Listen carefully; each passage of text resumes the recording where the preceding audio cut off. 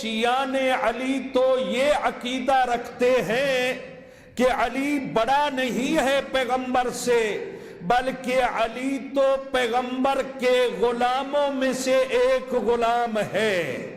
یہ عقیدہ ہے ہمارا، انا عبدم من عبید محمد، علی کا فرمان ہے کہ میں پیغمبر کے غلاموں میں سے ایک غلام ہوں۔ یہ ہمارا عقیدہ ہے۔ ہمارا احترام سب سے پہلے اللہ کے لیے ہے، اللہ کے احکامات کے لیے ہے، پھر سرکار رسالت محمد مصطفیٰ صلی اللہ علیہ وآلہ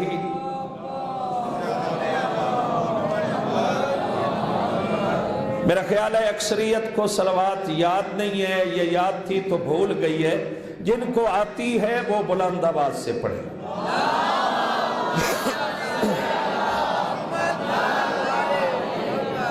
تو جو رسول اسلام نے فرمایا تھا اس پہ ہم عمل بھی کر رہے ہیں، قرآن سے بھی متمسک ہیں، اہل بیت سے بھی متمسک ہیں، نہ ہم قرآن سے جدا ہوتے ہیں نہ ہم اہل بیت سے جدا ہوتے ہیں۔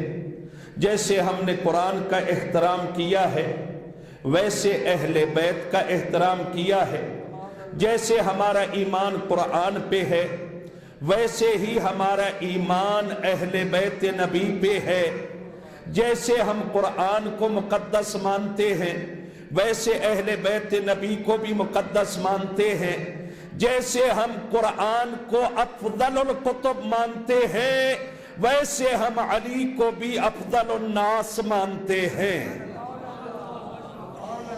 یہ ہمارا عقیدہ ہے کہ قرآن، کیا خوبصورت جملہ ہے استاد العلماء علامہ محمد یار نجوی سے قبلہ اللہ ان کے درجات بلند فرمائے، علماء کو بھی کبھی یاد کر کے ان کے لیے بھی فاتحہ پڑھ لیا کریں، اللہ آپ کے مرحومین کے درجات بلند فرمائے۔ انہوں نے کہا کہ علی ابن ابی طالب نے قرآن پہ ایسے عمل کیا اور قرآنی گفتگو ایسے کرتے رہے۔ توجہ فرمائیے گا، قرآنی گفتگو وہ تو سریکی میں کہا کرتے تھے ویسے ہی کہہ دوں، اگر سمجھ نہ آئی تو پھر کیا بنے گا؟ وہ فرمایا کرتے تھے دنیا والوں یاد رکھو، اگر علی ابن ابی طالب، اردو میں کہہ رہا ہوں توجہ فرمائیے گا، صلوات پڑھیے بلند،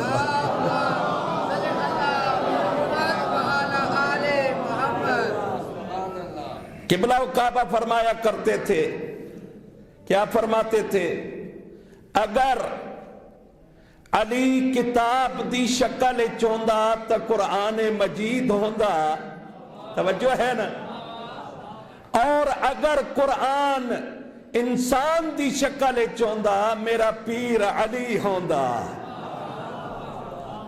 توجہ آئیے، لاہور آ کے کچھ سریکی بھی ہون نہیں سمجھتے، سریکی صلوات پڑھو بلند آواز۔